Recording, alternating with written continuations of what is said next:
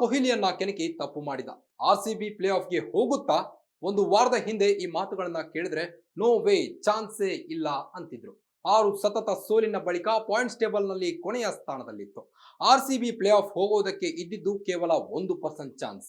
ಆದ್ರೆ ಲೀಗ್ ನ ಅರ್ಧ ಪಂದ್ಯಗಳು ಮುಗಿದ ನಂತರ ಆರ್ಸಿಬಿ ಆಟವೇ ಬೇರೆಯಾಗಿತ್ತು. ಸತತ 6 ಪಂದ್ಯಗಳನ್ನ ಸೋತಿದ್ದ ಆರ್ಸಿಬಿ ನಂತರ 6 ಪಂದ್ಯಗಳನ್ನ ಗೆದ್ದು ಪ್ಲೇ ಆಫ್ ಹಂತಕ್ಕೆ ಲಗ್ಗೆ ಇಟ್ಟಿದೆ.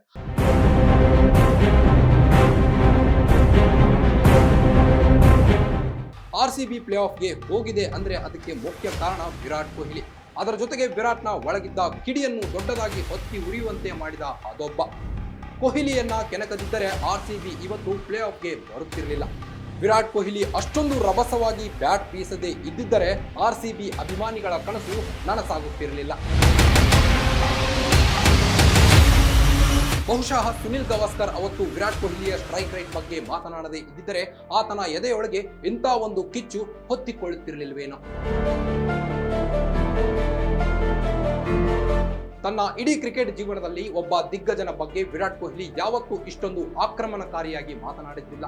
ಅಂತ ಕೊಹ್ಲಿ ತನ್ನ ಸ್ಟ್ರೈಕ್ ರೇಟ್ ಪ್ರಶ್ನೆ ಮಾಡಿದ್ದ ಗವಾಸ್ಕರ್ಗೆ ಮುಟ್ಟಿ ನೋಡಿಕೊಳ್ಳುವ ಹಾಗೆ ಉತ್ತರ ಕೊಟ್ಟಿದ್ದಾನೆ ಎಂದರೆ ಆತ ಕೆರಳಿದ್ದ ಎಂದರ್ಥ. ಗಾಯಗೊಂಡ ಸಿಂಹದ ಉಸಿರು ಗರ್ಜನೆಗಿಂತ ಭಯಂಕರವಾಗಿರುತ್ತೆ. ವಿರಾಟ್ ಕೊಹ್ಲಿಯ ಎದೆಯಲ್ಲಿ ದಗದಗಿಸಿದ ಆ ಬೆಂಕಿ ಭರವಸೆಗಳ ಬತ್ತಿ ಹೋಗಿದ್ದ ಆರ್ಸಿಬಿ ಆಟಗಾರರ ಎದೆಯಲ್ಲಿ ಗೆಲುವಿನ ಕಿಚ್ಚು ಹೊತ್ತಿಸಿ ಬಿಟ್ಟಿತ್ತು.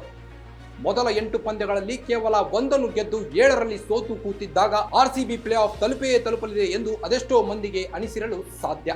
ಆರ್ಸಿಬಿಯನ್ನು ಇವತ್ತು ಇಲ್ಲಿಗೆ ತಂದು ನಿಲ್ಲಿಸಿದ್ದು ವಿರಾಟ್ ಕೊಹ್ಲಿಯ ಎನರ್ಜಿ ಮತ್ತು ಆತನ ಅಮೋಘ ಬ್ಯಾಟಿಂಗ್.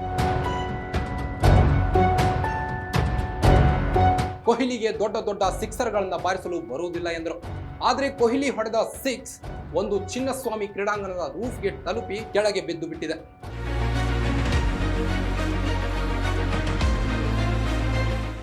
ಅವರು ಆತನ ಏರಿಯಲ್ ಶಾಟ್ಸ್ ಬಾರಿಸುವ ಎಬಿಲಿಟಿಯನ್ನೇ ಪ್ರಶ್ನಿಸಿದರು.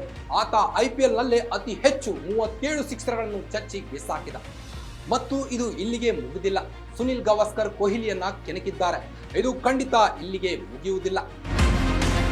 Guarantee guarantee guarantee. ಇದು ಗ್ಯಾರಂಟಿ ನ್ಯೂಸ್. ಸುದ್ದಿ ಖಚಿತ, ನ್ಯಾಯ ನಿಶ್ಚಿತ.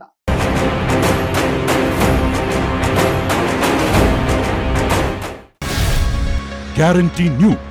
ಸುದ್ದಿ ಖಚಿತ, ನ್ಯಾಯ ನಿಶ್ಚಿತ.